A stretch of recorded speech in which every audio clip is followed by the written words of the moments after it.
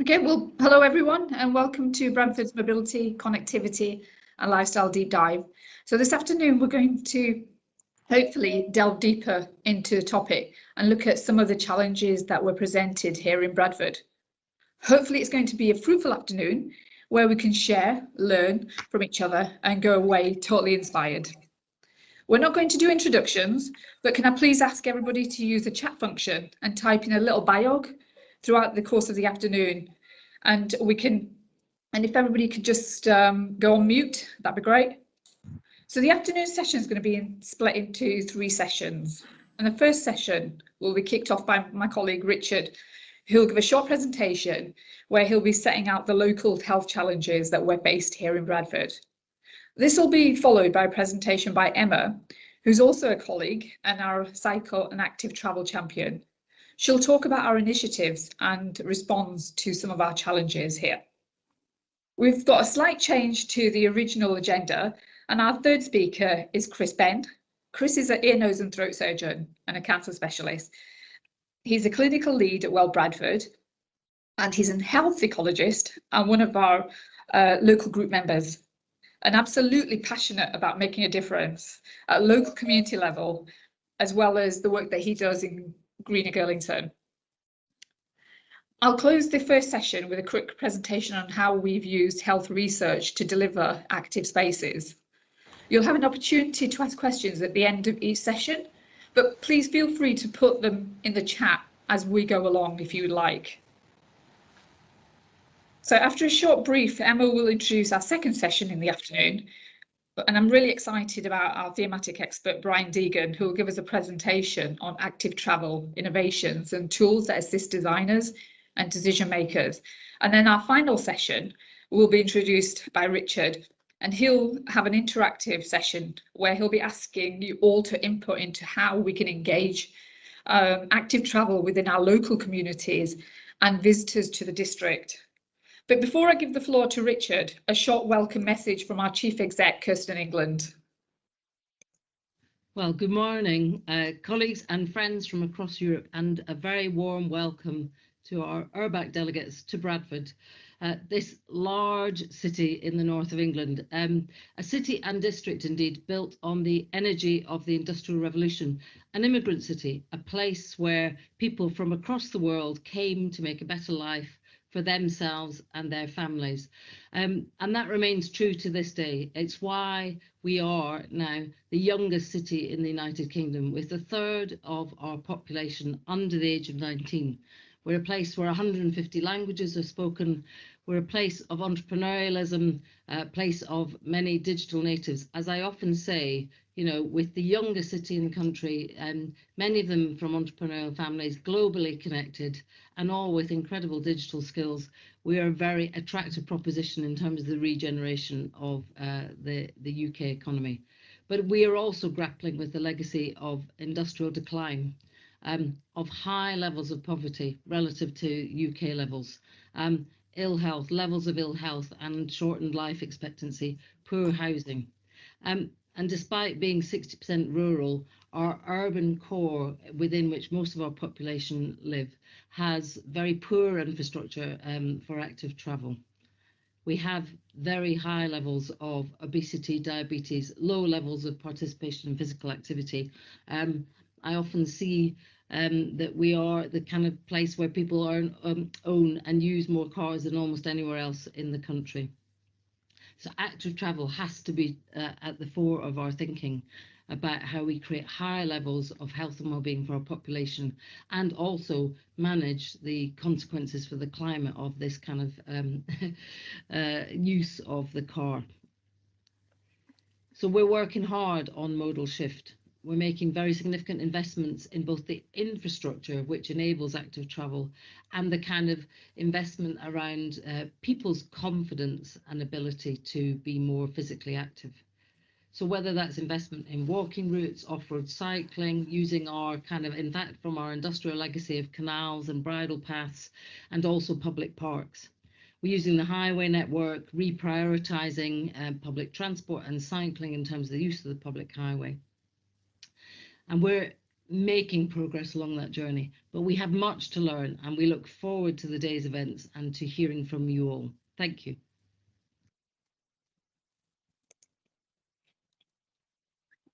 Thank you. Richard, over to you. Yeah, if you bear with me, I'm going to get my slide presentation up and running.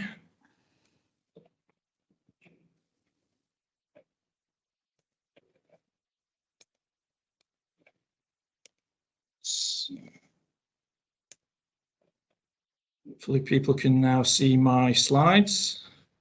So for those who don't know me or not met me, I'm Richard Middleton. I'm a Townscape Heritage Project Officer.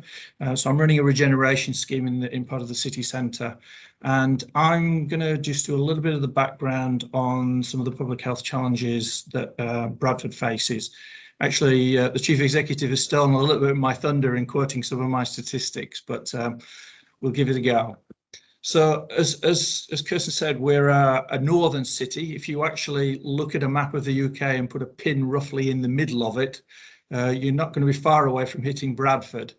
So we're northern in the sense of northern England, but sort of middle of the UK as a kind of collective. And we are, as a district, a population of over 500,000. And we're largely large urban areas, smaller market towns and villages, but all set within the landscape of the Southern Pennine Hills. So we are fortunate to have some really stunning architectural heritage. And although we're kind of blowing our own trumpet, we believe we have some really enterprising and creative people sort of working and active within our communities. So as I said, we're over 500,000 population as a metropolitan district, and that makes us the 5th largest local authority in England in terms of population. So we are a large kind of municipality, and the entire district is over 370 square kilometres.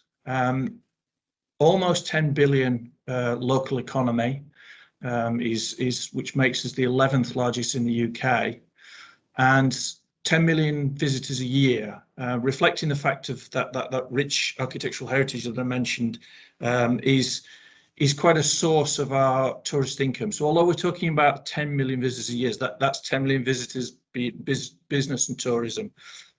But we have a UNESCO World Heritage Site, as well as some protected natural heritage, natural habitats, such as the South Pennine Moor. So Ilkley Moor is a designated kind of habitat that's protected. But Bradford is the largest city in the UK not on a mainline railway station, and that reflects the fact that our transport infrastructure is perhaps not where we want it to be, and there are ambitions to improve that.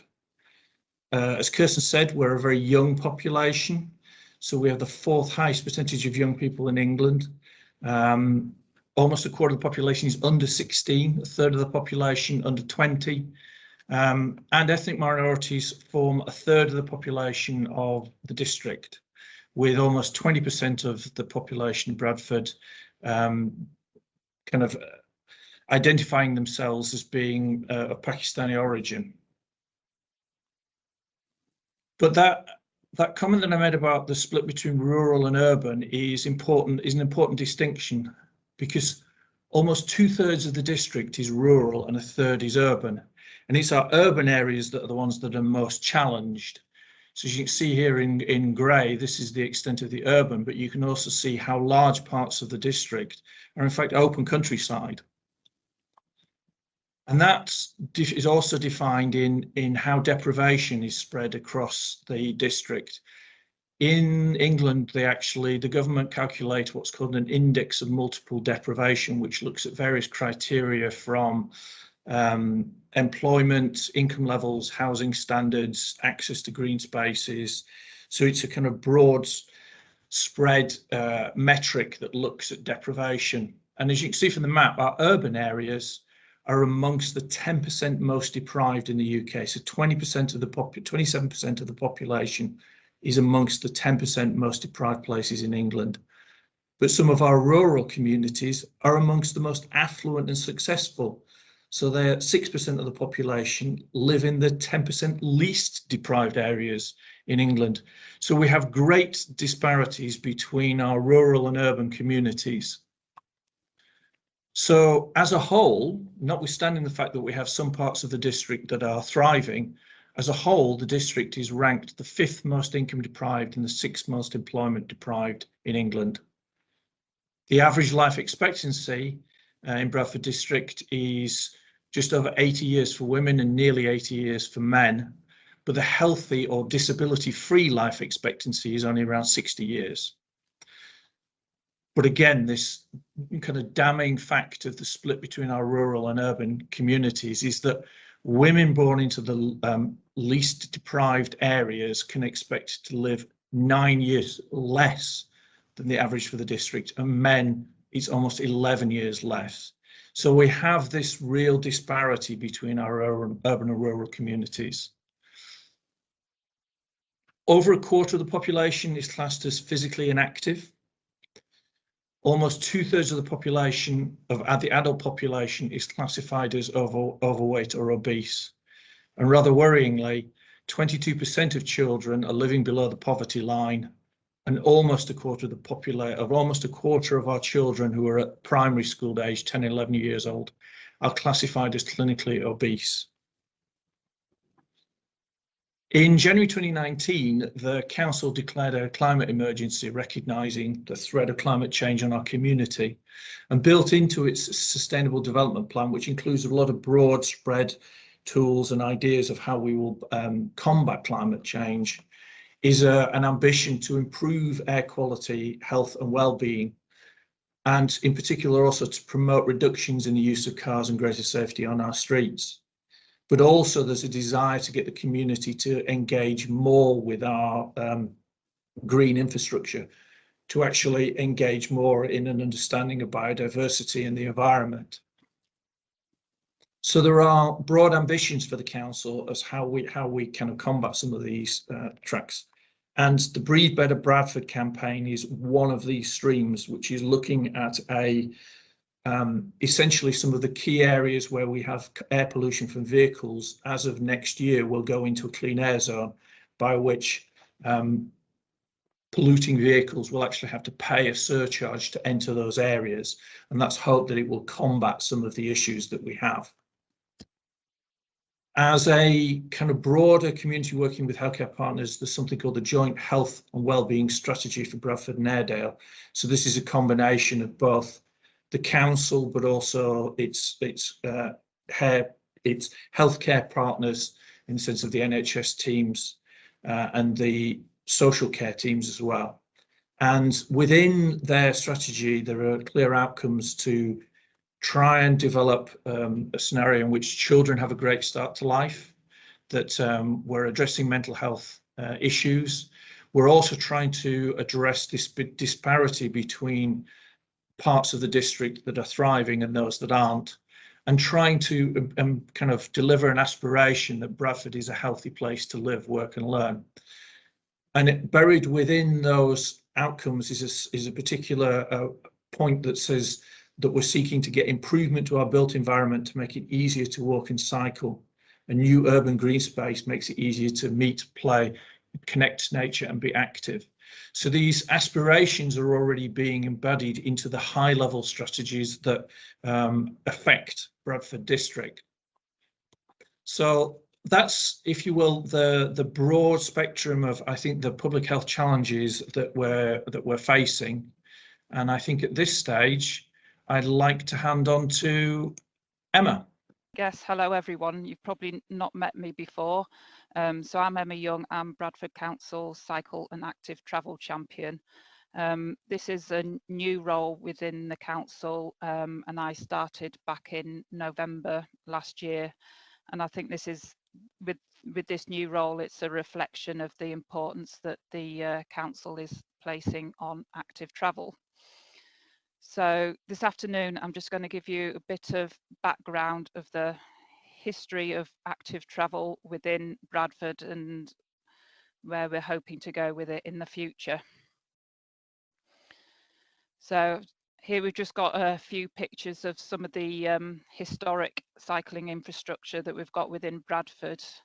As you can see, most of it is just white lines on the road, a lot of them advisory cycle lanes, which cars are completely ignoring, and parking is in, which you can see probably in all three of those photos there. So next stage in development was we had the Latour Yorkshire Grand Depart in 2014, and as part of that a legacy was set up with a number of key objectives. Firstly, to get more people cycling, to make choosing cycling easier, hold more events for people to take part in, creating greater awareness of cycling and cyclists, and a thriving network of cycling businesses and social enterprises. One of the key things that has come out of that is the Yorkshire bike libraries. So these are where people can borrow bikes for free.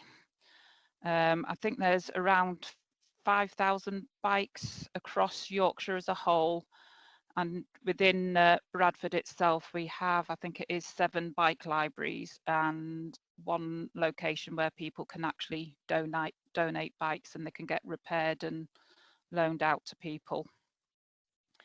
And one of the other legacies was the picture at the bottom right hand corner.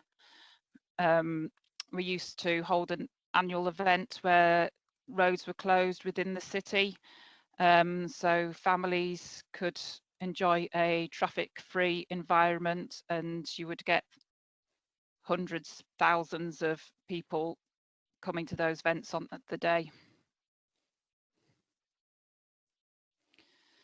So since then, a couple of bits of infrastructure have been implemented, sort of high quality infrastructure, which you can see on the map. The first one is the Red route, which was opened back in 2016. And that is a segregated cycle corridor between Leeds and Bradford. Monitoring has shown, the 1 year post monitoring has shown that there's been a 45% increase in the number of trips on that corridor, whereas the largest increase in usage elsewhere was shown to be around 11%. So that demonstrates that the improved cycle infrastructure has encouraged more people to cycle. As part of back in 2016, there were some improvements along the canal, which is shown in green on particular sections, mainly coming out of Leeds at the time. The work along the canal is ongoing, and we're currently implementing the final improvements to the final sections of the canal, and hopefully reaching all the way out to the West Yorkshire, North Yorkshire boundary. That has been particularly successful and has seen about a 79% increase in cyclists along that corridor, because as I say, it's completely traffic free. And then in 2019, we opened the Canal Road scheme, which is this one that you can see in blue. The section coming out of Bradford city centre is this picture at the bottom left. So this is where we've got segregated infrastructure along the highway network.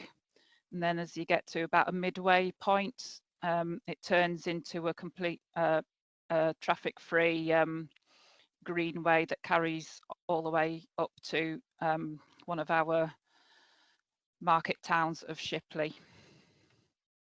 Unfortunately, we haven't seen any of the monitoring of that, but just from people's comments, it is a popular route for people.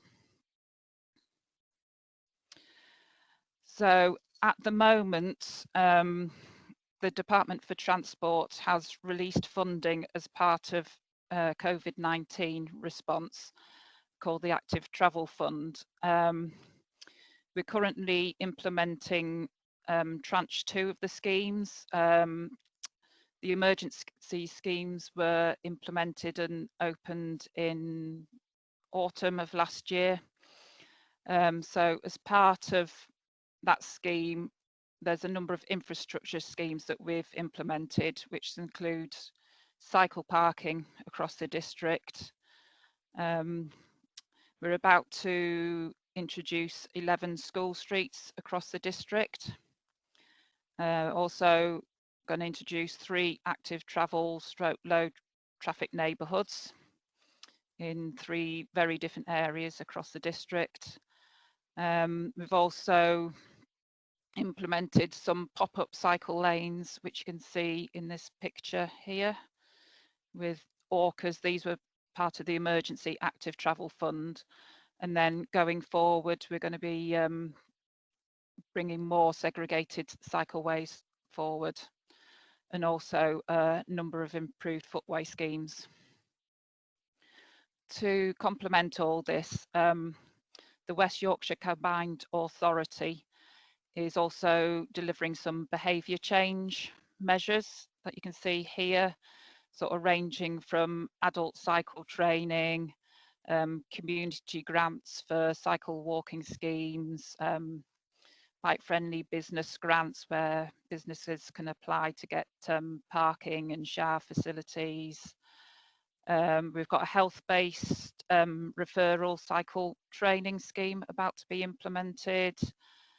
And one that's particular to Bradford is the e-bike trial. I don't know how well you know Bradford, but it is quite challenging for cyclists because there are quite a few hills to get about. So e-bikes are definitely going to be the way forward to get more people out cycling to tackle some of these hills that we do have. So at the moment, there's just a couple of maps here. So the map on the left just shows you the amount of existing sort of cycling infrastructure. So you can see the superhighways and the Bradford Shipley Canal, which I've already talked about. We've got some national cycling network that heads south out of Bradford, and we've got a couple of bits of old railway line that can be inverted into cycleways. The map on the right, you can see how our cycle measures are progressing. We've got a few various other schemes. We've got a section of segregated cycleway that we're doing the business case for at the moment, which connects up the cycle superhighway up to the national cycle network. We've got another cycleway coming out to the south of Bradford to a new park and ride site, and we've also got another corridor coming out to the west. We've also got a couple of other sections of shorter sections of cycleway that we're working on as part of the Active Travel Fund scheme. So this is a map showing our sort of plans going forward. As you can see, the network is getting more dense, particularly in the southeast corner of Bradford. So as part of that, we do actually have a number of sort of more recreational routes. As I say, we're wanting to join up the this rail trail that connects all the way up to the community of Keighley. There's some links between Bradford city centre and which will eventually go down to Halifax. There's a proposed route to connect our rural towns to the north of the district, and various other schemes as well. So there's quite a lot going on in Bradford. Another thing we're doing at the moment is, as part of the Bradford local plan, we've been looking at a range of strategies for transport. The council's planning a suite of transport schemes for delivery to enable sustainable, inclusive growth that improves the lives of people residing, working and visiting Bradford district. the efficiency of planning transport with respect to the environment is of paramount importance. And as a consequence, transport policies focus on the need to reduce travel for people and goods, which can be achieved through careful planning, adopting mixed-use developments. The policy on strategic transport delivery includes a number of policies relating to walking and cycling, as well as considering walking and cycling in the policy on integrating sustainable transport and development. And thank you for your time. Thanks, Emma. So we're going to invite Chris Bem to give a presentation. Thank you very much for inviting me to talk. I think that as a doctor, as a medic, I realise that health is probably the most important aspect by which we need to run our society, our lives, because health is about how we live, and it brings us all together in a very vast ways of doing things. And so what I'm talking about is a community project that I've been engaged with for 5, 6, 7 years now, and getting into it. And it's called A Greener, Healthier Girlington. And about so the next slide, please. And so the next slide, healthy place, healthy people, and this is what it's about. Unless we have a healthy place, unless we have a healthy culture, we cannot have healthy people. We cannot have healthy physicals. We cannot have a healthy mind. And this is what I'm referring to as a broader, higher aspect of healthcare. At the moment, we talk about holistic healthcare, and we think about the mentality of somebody. We think about their psychological perspectives, and we think about them physically. But unless we actually rise to the next level, which is actually the culture of our society and the physical space of our society, unless we think about and I think about the economy of our society as being it's a metabolism. We need to change the metabolism. We need to change the structures. We need to change the arteries. We need to change the livers, the production of where we are. And quite clear, next slide, please. And quite clearly, the physical activity is something fundamental. And I should tell you that I was born in the middle of London, in Paddington, and I lived up to the age of 7. I lived at the top of a multi-storied house, and my mother every single day took me and my brother, walked to Hyde Park in the centre, in 1.5 miles, and walked us back, and gave us the freedom of that park to run around. And as a school guy, I used to cycle 3 miles to school and back. So next slide, please. So the next slide is is encouraging and supporting physical activity, and this is what we are about in Bradford. And this is what I will present to is one of a number of themes, and very strongly the greener Girlington is part of the Bradford, and one of the most important things is connecting with communities. And unless we connect with communities, unless we get people to change, we cannot change. So one of the things is encouraging physical activities. We've been working with many people in the local community, making links, supporting them sometimes financially. But the most important thing, I think, is to tell them that they are important, and to give and to say that this is, and to inspire them, and to be inspired by them. The next, please. And quite clearly, we need to change the environment, and this through Bradford, the mother organisation. We've been working with the council. We've had a green mile established, where we've pins on the floors to encourage people to do a mile walk, and people are walking that walk. Not as many as they should. We need to do more, certainly a lot more. That takes us to Britannia Gardens, and again we've got with another bit of wasteland, which I haven't got a photograph of, by a care home, completely all concreted up, right in the middle of Girlington, and again working with the council to change this into a place where people can sit, play, and see greenery.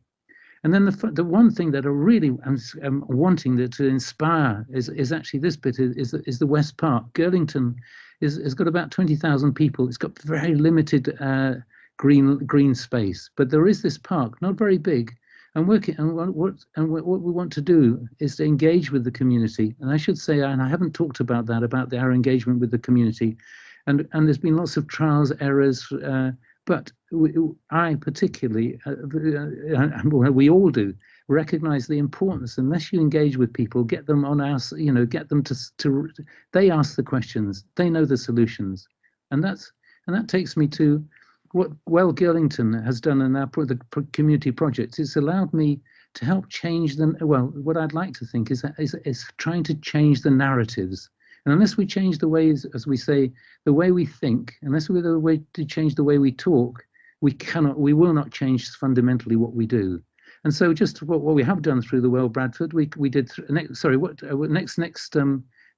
slide, please. That was West Park. Sorry, next slide, please. Next slide is about three. We've done 3 films. Which have been about physical activity, about children at school, visiting the local grounds through the Forest School initiative. We've got the importance of volunteering and the importance of cycling. Of physical activity. Next slide, please. And it's also given me the chance to talk at times about physical activity. Next slide, please.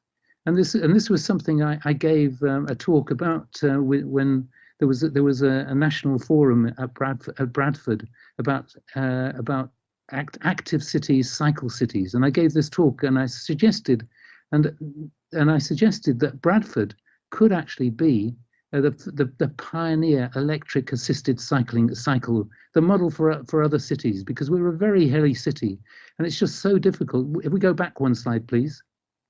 I mean, you can see we're very hilly. It's okay for the fit, but what about the not so fit? Too many roads, crowded with cars, and this has got to be a pioneering top down. And I should say that I cycle, but I should say 2 things. One, I've been knocked off my bicycle by the hospital.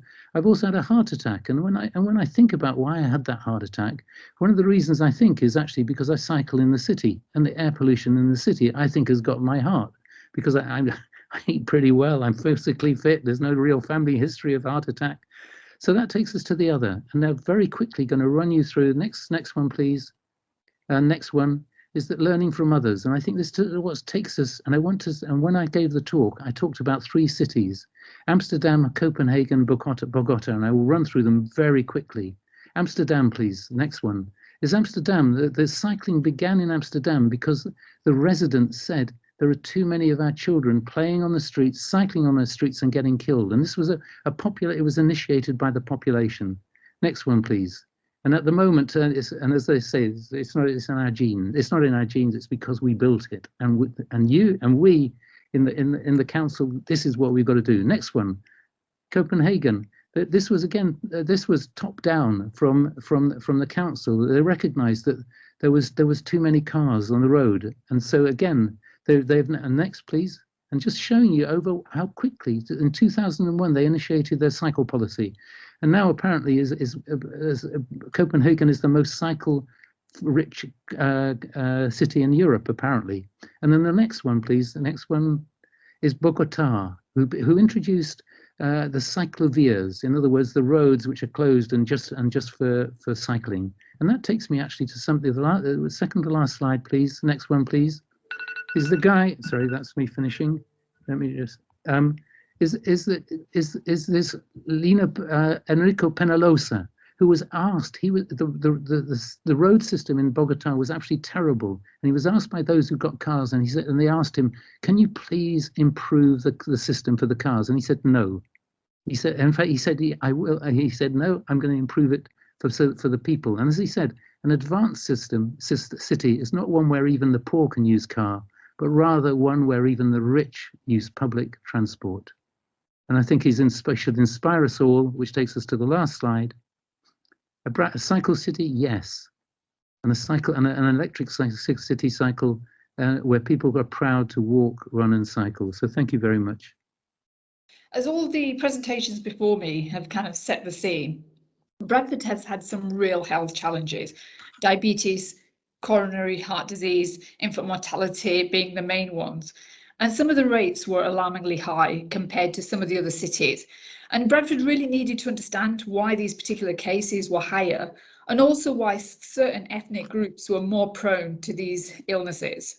Our public health team started to see patterns emerging where we had high ethnic minority population and also where poverty and deprivation was evident. So the University of Bradford, with the Hospital Trust, put together a team to understand the research behind these trends, and Born in Bradford was set up. It's one of the largest research studies in the world, and it started to track the lives of over 30,000 Bradfordians to find out what influences the health and well-being of families, and also to provide a springboard for communities to work within the NHS and local authorities. And as Chris mentioned, in the work that we've been doing with Well Bradford and Greener Girlington, the links between outdoor spaces and health were being established. And research showed that access to outdoors and links to healthier birth weights, it's reduced the risk of depression in pregnant women and better mental well-being in children. And the impact of green spaces was much stronger within the more deprived groups. And by improving the quality of the outdoor environment and the use of green spaces in the more deprived areas also reduced health inequalities. What also became apparent was the inequality in the provision of and the use of green spaces across Bradford. So South Asian women and families, which make up over a quarter of the population, tend to have less green space. It was poorer quality, and the children spent less time playing outside than, for example, white British children. So Born in Bradford has a couple of initiatives, and the Act Early is one of them. And Shahid, who's joined us today, he's one of the researchers there. And that it focuses on improving the environment and focuses on the early life changes. The team are working with local communities, the local authority and other national organisations to understand how this can help families live healthier and more active lives. What's really important and relevant to this work and what we're doing is the three key Act Early themes, which is healthy places, healthy learning and healthy livelihoods. So together, we've set about working on interventions to improve the physical environment and to encourage children to simply be active and be able to play outside. And we're kind of trying to involve them in as many projects as we possibly can. Born in Bradford research is now in the second decade, and the findings have led to other initiatives such as Well Bradford, which Chris spoke about earlier, so I won't go into it, and Sarah also, who's joined us today, but also Better Start Bradford and JUMP, short for Join Us, Move and Play. These are looking at the whole system change. The initiatives aim to increase physical activity and improve the lives of children and their families and try and give them the best start in life. These are test and learn projects that we're working on together, and hopefully we'll be able to replicate in other areas across the district. And together we're beginning to create and deliver safe green spaces that really encourage children to be more active by incorporating physical activity into their everyday lives, such as walking, scooting, cycling, playing and using public transport instead of using the car for short journeys. We, as part of the Better Place team, are working much closer with the communities on the co-design and co-production and kind of really getting them more involved very early on in our projects.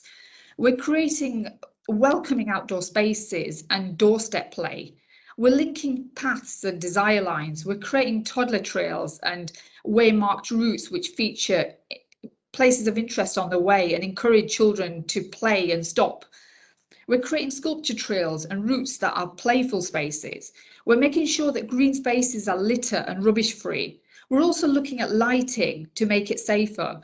And we're making sure that footpaths are accessible for pushchairs and prams and scooters. And we're also trying to break down perceptions of outdoor spaces being unsafe and dirty.